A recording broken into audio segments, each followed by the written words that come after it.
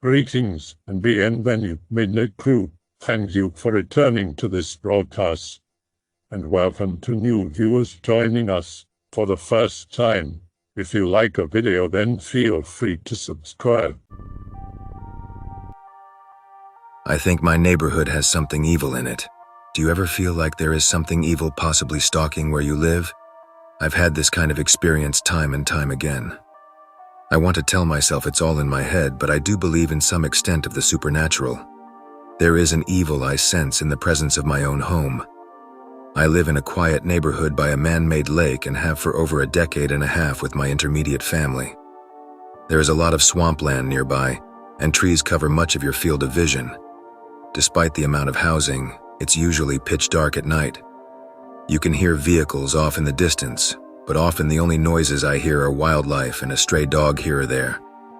It's when it goes dead silent that I feel the evil presence and lose a sense of comfort. When I lay in bed, sometimes I hear what sound like alien noises outside, like out of a movie. I tried to tell myself I was hearing things, but I could pinpoint no simple origin for these sounds. We do have aircraft that fly overhead sometimes to and from a nearby airport, but these noises don't sound like planes in nature. I have some form of ADHD and find myself on the spectrum, but don't show the signs of schizophrenia. The noises have lessened in recent memory, but the thought of them still haunts me. Sometimes I would have dreams of an evil entity residing in or around the lake. I have been on a number of travels, yet I've never felt quite the same dangerous vibes I do out in my own backyard. I constantly feel something could be stalking me and act carefully to head in quickly when the crickets stop chirping and the frogs stop croaking. We had an outdoor cat who mysteriously disappeared when I was younger. We speculate he might have been taken by accident in a worker's truck, but at the same time there's no tangible proof of this. Our last outdoor cat would head into our garage one day and pass away right there on the floor. He had no signs at all of ailments or injury and had acted fine the previous day. An unknown internal failure? Perhaps it can happen. All we know is that it was sudden. Our neighborhood isn't free from disasters. We've had several wrecks nearby, with one person even driving straight into the lake in a suspected suicide. It was quite a sudden tragedy. Recently, there has been more construction around this part and more housing. Just recently, people have been working on a seemingly random part of the road. It was supposed to take a couple of days but turned into weeks. I have seen no explanation for this large delay, although we are known for having rougher roads. Could have just been the government being incompetent. Nothing new, right? There have been times when I'm outside and I see a dark, shadowy figure seemingly stalking me from the bushes. Tricks of the eyes? Maybe, but they seemed really real in the moment, and it's happened on multiple occasions. It's usually in the evening these figures seem to appear. Could always be lighting, but these figures don't appear to be shadows of nearby objects. One time a while back, I went outside and was confronted with a massive bug that appeared to be a red and yellow cross between a fly and a bee. It began to zoom toward me before I ran in and stayed inside the rest of the day. I never could explain this phenomenon. A hallucination. It had to be, but from what? There are some odd characters in our neighborhood. One couple lives in a home with a strange basement, only a couple windows giving glimpses within. To this day, I do not know what they do for a living. Just recently, a couple neighbors moved in from up north. They seem normal at first glance, but I hear them building at times. What I know not. One of them will always say hi, only to repeat it upon exiting from within the house. The two have had a lot of strange shippings in my experience, and have had lengthy travels at times. I feel vibes from their house that aren't outright evil, but certainly not natural. It's worth noting our town has a military history.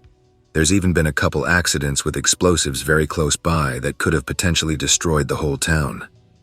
Sometimes I wonder if there's more to this place than meets the eye. The worst part is in my own home.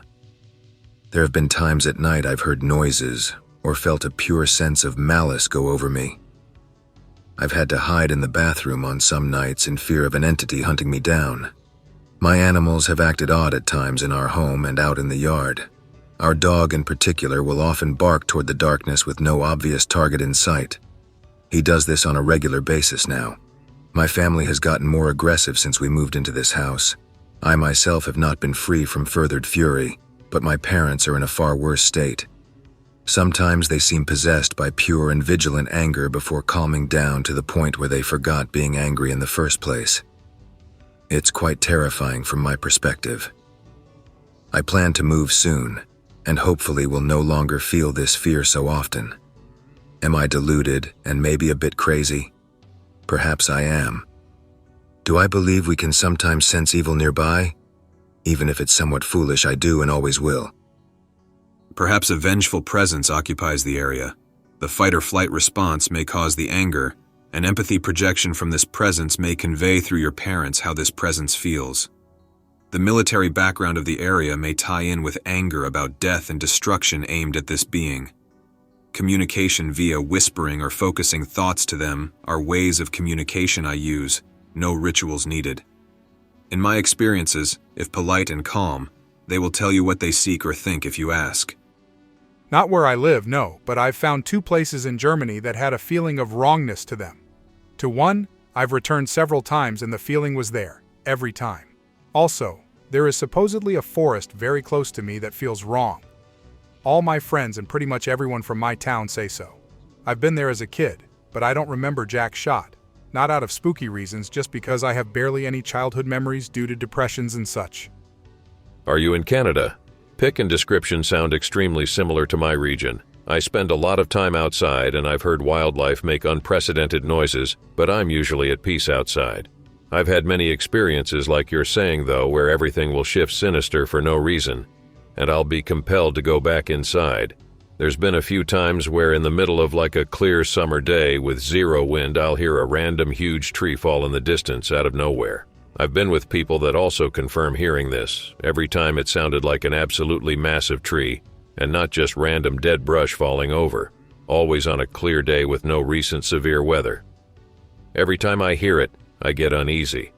I have a lot of other experiences around here, but the tree thing sticks out to me recently, and if you've experienced the same, that pretty much confirms you're from around here because I hear shit fly over too. There's a nearby municipal airport here, and I will hear shit from C-130s to stunt planes, but sometimes I hear things fly over that don't sound like anything else usually late at night. Unfamiliar cryptic animal in my neighborhood. For context, I get home from work just after midnight, so being up in the odd hours of the night is standard for me. I live in an older suburban area of PIC-related. Houses are near each other but with reasonably good-sized yards. Area has slightly above average vegetation and most yards have fencing. There are no terribly close wooded areas, and while animals like possums, skunks, and very occasionally raccoons are common, deer and coyotes are extremely rare over here. This neighborhood lies between a very large airfield and several busy parts of town but is rather quiet at night. My point in all this being is that the animal diversity is low and the area is not well suited for a predatory mammal to reside undetected. So what is my point? Last night at around 2 a.m., I decided I would take my 2 largish dogs out walking as the weather was pretty nice and they needed to burn some energy. When I go on these walks, I wear a powerful headlamp for traffic visibility despite having some street lighting. About 6 houses down from me, I begin to hear something walking up the road behind me. Irritated, I assume it is going to be a skunk or the neighbor's pit bull. I turn around to face an animal about 20 yards away from me at the side of the street. This thing looked like absolutely nothing I have encountered in my life, save for being undeniably mammal. I refer to it as being dog-like, but I cannot comfortably call it a dog, and would feel incorrect in labeling it as such. Description as follows: about hip height to me at its back, 5'8" male, body mass of a large fox, very small thin body with extremely long legs not dog-like, very straight, no bend while standing. Medium short gray fur similar to other temperate animals with longer tufts on legs, head, very small pointed ears, nearly flat face. Face was hard to define due to lighting. Eyes rather close set and forward. Unsure if it had a tail, did not appear to. Far too small to be a coyote, far too tall to be a fox, built completely unlike any dog, fox, or coyote I have ever seen. After staring at it for a good 15 to 20 seconds trying to determine just what the hell it was, I told it to get. Oddly enough, my dog seemed completely unaware of what I was talking to. They usually go ballistic if another dog is in the area with them and typically notice it before I do. It does not respond to being shouting at it, so I begin to continue up the street. As soon as I turn forward, I hear it following me. I turn back around and it is now in the middle of the street, again standing completely still. I yell at it to shoo even louder, and it does not react at all. And once more, my dogs seem lost as to who or what I am yelling at. Unnerved, I continue again and again. I hear it following me. I look back, and it has stayed the same distance away from me but is following me when I turn around. I yell at it again to go away and begin walking away at an easy pace. This time I do not hear it, and check behind my shoulder to find that it is gone. I stop and scan the yards around me with my headlamp and see no trace of this thing. From this point, I continue my walk on a roughly half-mile loop around my neighborhood without incident. On my return, I would come up the other end of my street in order to avoid the area where I saw this thing. Does this sound familiar to anyone here? It looked like some fever dream type forest animal, but nothing about it made sense. From its features to its location in my neighborhood. I have also been completely sober from any and all drugs or alcohol for over a month, and I was by no means sleep deprived or dehydrated during this encounter. This creature did not seem directly hostile, but it was stalking me to some extent, even though it would have been at an absolute disadvantage in a fight. What has me worried is that despite this thing not possibly being any more than 35 pounds, it did not seem at all intimidated by a man with 2 big dogs covered in lights. Again, I cannot stress enough that I am very familiar with coyotes, used to deal with them out west when I worked flight line maintenance at night. This thing was absolutely not a fox, coyote, or domestic canine, not in looks and not in how it presented itself. Past a potential murder. Be me 18. Live in a ghetto neighborhood where crime is on a regular basis. Decided to go to the local gym with my brother. Drive up and it's closed. Go back home and decide to run in our nearby park. Cottonwood Park by Mid Park and Esperanza Road. Go to the park on a heavy rainy day with my brother, because we were inspired by David Goggins to go running no matter what weather. Go running laps. Around the second lap, brother hears music from the creek. He thought it's a truck blasting its music nearby. Finish 3 lap and decide to finish with a walk. Halfway through, my brother says, "Oh, he's going to kill us." Didn't understand what he meant. Keep walking, and I see a all-black object. I thought it was a trash bag just covering something. Until it stands up and looks at us. A dude wearing all black and has a tiny stereo on his chest. I see an axe on his left hand. Has something on his right hand as well, but couldn't see it. Was too focused on the axe. My head rushes and I'm in shock, but we still keep walking. He comes walking towards us. We keep walking towards it, pass by us. He keeps walking. We look at each other absolutely shocked and gasping. We kept calm and went back home. Not even a minute walk. Tells me he had a shotgun on his right hand. We got home and decided to call the police. Give the operator the info we know. Entered home and parents asked us where we were in this type of weather. We tell them about the park nearby. They both tell us how that park isn't safe, and tell us how a woman was stabbed and drug deals happen frequently there. We don't tell them what just happened to keep them less stressed. We enter our room just gasping. Ain't no way that just happened. Decided to write this just after it happened. I know nothing happened, but we just never experienced anything like this, and would like to keep this story on the internet. I just got off of work and a co-worker asked me to take him home. I thought nothing of it. I had done it before. But this time will be different. We got into my little Honda CR-V and I drove him to his house. Then I had a strange thought enter my head. I dismissed it at first, but it kept bugging me until it just stopped. By now I was having trouble exiting the neighborhood. Right, left, right, left, left, left, right, left, past the park. It was eerie to go into a neighborhood late at night. Everyone in those houses has a person, a family, a story that I will never know. I am surrounded by people, and yet I feel more alone than ever. Right, left, left, right, though the school parking lot. Right, left, right, right, left. I wanted to go onto Google Maps, but my phone was dead after listening to music on my shift. So I said, screw it, stopped my car and climbed a tree to see if I was being crazy or something, and that is when I saw it. The neighborhood stretched on for miles and miles, as far as the eye can see. Granted, it was 12:36 in the morning, so all I saw was the streetlights, though I could make out the outlines of other buildings, of houses and cars and parks and schools that stretched out to the horizon and far beyond. I was freaking out at this point. I've been living in my city since I was a child, and I could not think about anything like this being here. But this is where it gets creepy.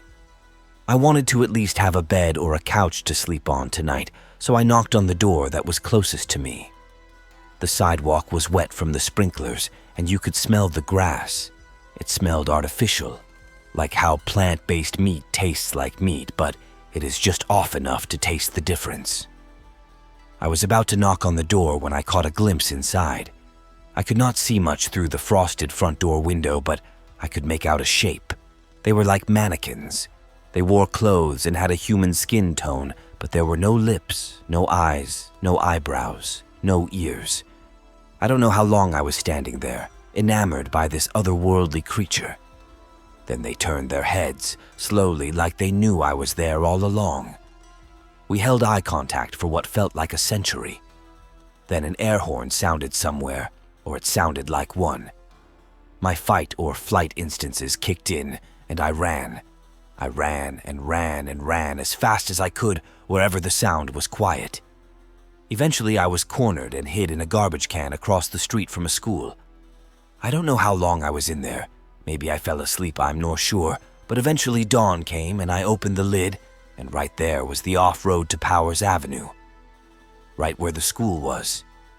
Needless to say, I was creeped out as I walked home. I never saw that friend again. He quit the next day. Tonight, I decided to walk to a certain convenience store in a neighborhood next to mine. That neighborhood always made me feel weird, a bit uneasy and scared. It was something that was illogical to have. There was no reason to think it was different, as it was basically the same in economic class makeup as my neighborhood. Not to mention the lack of any trauma associated with that area. Point being, the feeling of uneasiness and fear that a grown-ass man had to this place was unexplained, and I always wanted to get out of there before the sun went down. That was before I got in a fight where I nearly died. I'm convinced that I had died and went to hell before I was resurrected as said in the book of Revelation, but that's neither here nor there. The first thing to note is that I frequently take walks at night, but almost all of these walks I've had, and all the pathways and routes I've taken always headed towards that neighborhood. It's quite odd, but they always headed in a considerable direction towards that neighborhood. The second thing I want to tell is that it just has these strange happenings within them. Cars seem to be driverless, a phenomenon that I haven't seen in any neighborhood.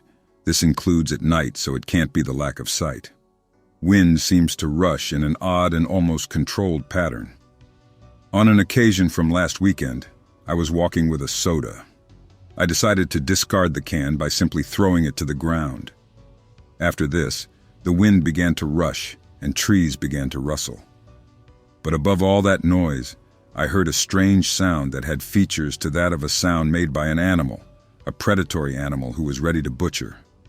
At this point, fear overtook me, and at that point I began to pray in my mind, acknowledging my deed that I would choose to discard my waste there, even though there was a recycling bin nearby, and asked for forgiveness. The wind calmed and I heard no further noise. A songbird then flew over me. The third comes in its placement. It's a neighborhood in a developed modern-era city. Its placement is between two large major highways. It's separated by the arteries of humanity. The fourth is that after I believed I died, the neighborhood didn't feel strange, eerie, and unnerving. This place gained an aura of peace. The reversal in its atmosphere was like night and day. It felt almost magical, like a corner of a sleepy town in the Kootenay Mountains. It was almost like a beautiful sanctuary. The best way I can describe it is otherworldly. I even feel sad when I'm departing it, as if I have an attachment to it. And that's when it hit me. This is an otherworldly place. It's inhabited by entities and beings beyond the physical world. That's why I'm not scared of it anymore, as when I died, and then came back to life, I gained a connection to the otherworldly. Now, something I further think about is the nature of that area's supernatural existence. Maybe the land itself is supernatural, and everything in it becomes supernatural. Maybe the people in it are actual people and not entities, but become entities as they enter it during night.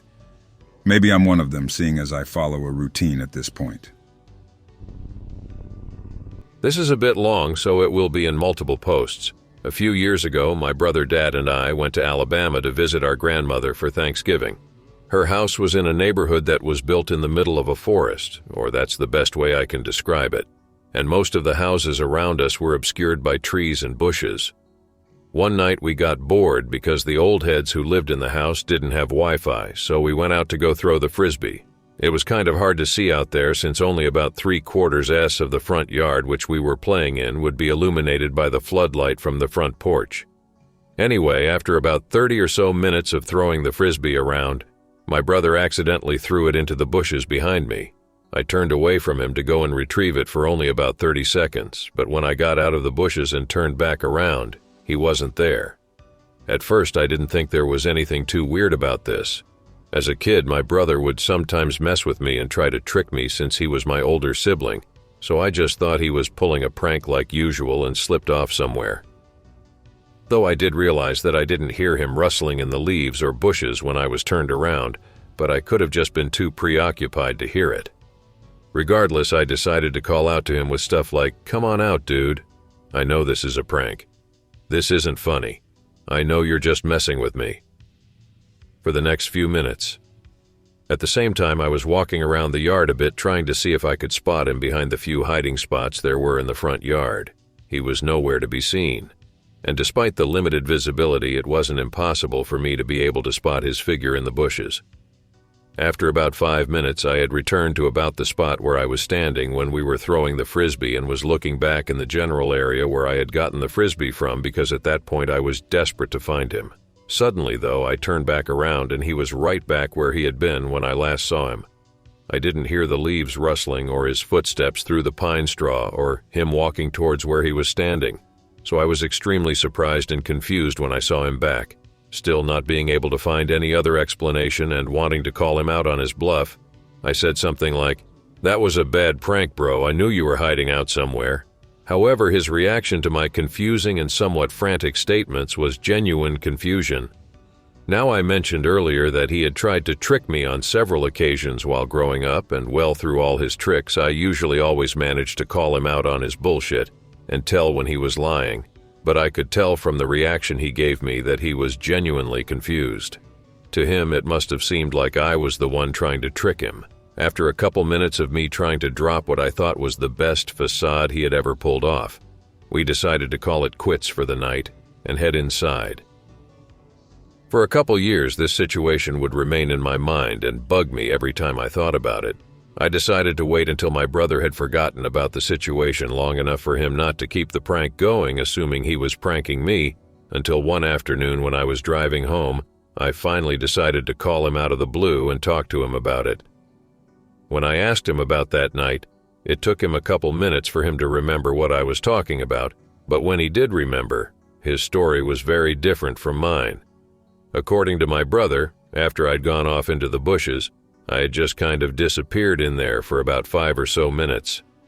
My brother wasn't really too concerned about this, so he just went up onto the porch and waited for me to come back. When I did return, I walked out of the bushes with the frisbee, and I think he said that I was talking about him disappearing, basically saying the same stuff to him that I did when he returned in my story.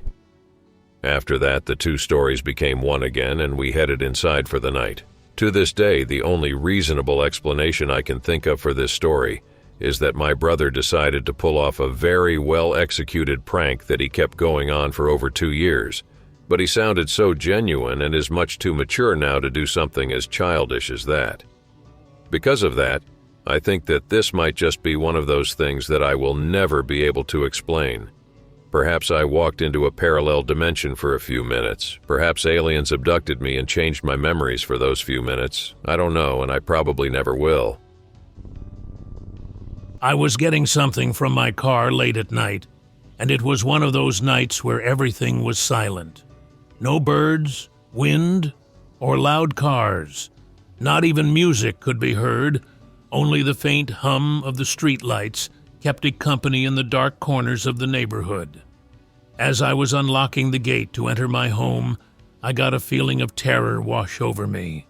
Chills ran across my arms and back like a sheet of thin ice. Sweat beaded around my head as I became paranoid of my surroundings. With the flickering of the streetlights came shadows and distorted shapes. A sense of impending doom was inexorably gaining on me, and as I finally opened the front gate to my home, I slammed it shut, with a loud clash of metal echoing throughout the lifeless street. With a sigh of relief, I turned towards the front door of my home, and underneath the blinding light of the front porch was a silhouette of what looked like a human. But as my eyes adjusted to the numbing light, I was frozen stiff with fear and dread. I could only let out a scream as a twisted, contorted body lay staring at me. It didn't smile nor frown, for its face was an amalgamation of wrinkled flesh and hair. It stood 5 feet tall and 2 feet wide, hunched over with its legs poised as if ready to kill its prey. Between me and my home was a creature of nightmares, and I too became part of the dead silence of night. I worked at DirectSat in Wisconsin when this happened. DirectSat is a contractor for DirecTV in the Midwest region of the U.S. This was back in 2011. I called a woman named Geanine on the phone to let her know that I would be coming by her house to fix her dish. The first time I called, there was no answer, and the second time I called, her daughter answered saying that she was dead and had been for 4 years. DirecTV must have never updated her name, but the daughter, who was in her 30s to 40s, had just kept the same account with her mom's name on it after she inherited the house. It was in an older working-class suburban neighborhood. I went ahead and I fixed her dish, and that was that for 2 days. 2 days later, I got a call back from one of the customers who called herself Geanine. I had already forgotten about that job since. Lots of occurrences with inheriting accounts of dead parents. She apologized for not picking up earlier and asked me if I could still fix her dish. I asked her for her address, and it was the same one I had already been to. Immediately, I realized that this old woman was alive, and somehow, her daughter did not know that. I rescheduled the job I was driving towards in pure excitement. My plan was I was going to get this old woman on the line with her daughter and reunite them. After 4 years of the thought that she lost her mother, I could reunite them at last. I plugged in the address and started my drive. Looking back on it, the scenario made no sense. It was the same address as before, and the number that called me back was the same number I called the daughter from previously. After following my GPS's instructions, I pulled into a backwoods road surrounded by dense pine trees that did not look out of place for the region. The old woman was very friendly, guiding me to where I could park. There was at least 2 feet of snow on the ground, and the road wasn't plowed well for my van. Her house was a humble one at the end of the short road. The other structures were 3 trailer homes and a pile of scrap metal and wood. I observed that the trailer homes had decorations and things in the yard, on the porch and on the roof, yet there was no sign of life anywhere. No footprints outside of the woman's and my van tire tracks, no nothing. It hadn't snowed for a decent time. The woman was standing right behind my driver's side back tire, guiding me. Something switched inside me and I began to feel something very, very bad. I remember feeling the overwhelming urge to escape from what I didn't know. I knew then and there that this was no old woman, without having a shred of real hard evidence.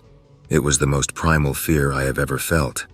I stuffed that down as best I could and told the woman that I was going to reverse, pull forward, and back into her driveway so I wouldn't need to carry my ladder so far. She chuckled and said, "Whatever is easiest for you." As soon as she got out of the way of my back tire, I reversed, pulled forward, and gunned it. I did not look back. I did not scream or even breathe for what felt like an eternity. I went home and I never got a call back from my supervisor, or either the woman or her daughter. The same address on the GPS led me to 2 totally separate locations. Looking back on it, it was almost like I was in a mental fog. So much of that event made 0 sense. The address, the phone number, the old woman being alive in the same county as her daughter without the daughter knowing she was alive. Nothing about it made any sense. I think it was seeing those lifeless trailer homes that woke me up. I'm not sure why. I don't know what the old woman was, except she was no old woman. I contemplated quitting my job for 3 months because of this incident. Ultimately, I stayed for another 1.5 years and left for college. I'm doing well now. I worked at a library after I got out of college, not sure what my next move is. Regarding the old woman thing, it just feels wrong.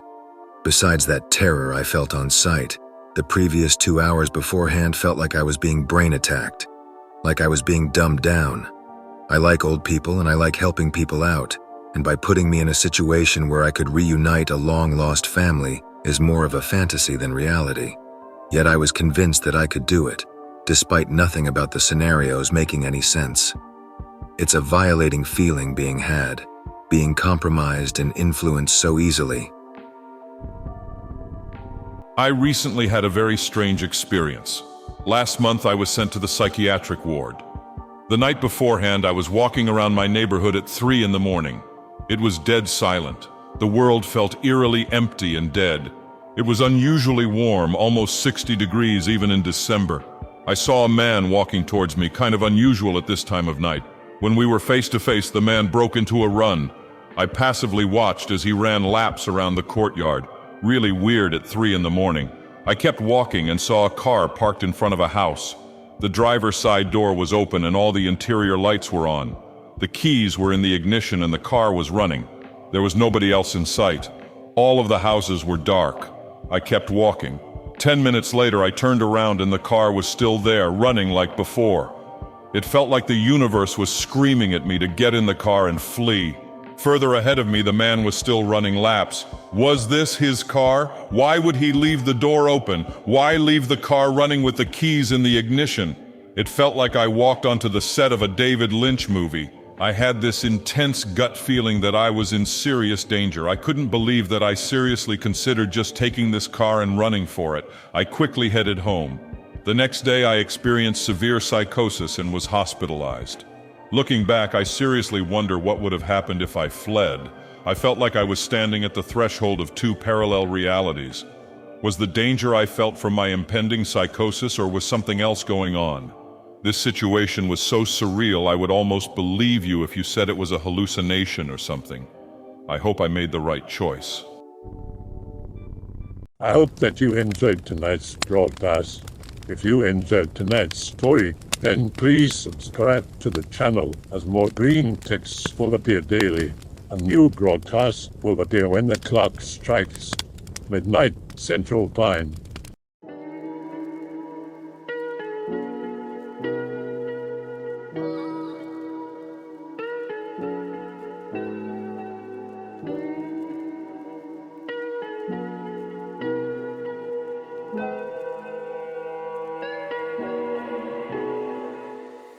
Remember to check the Odyssey and Rumble pages for separate archives of previous broadcasts.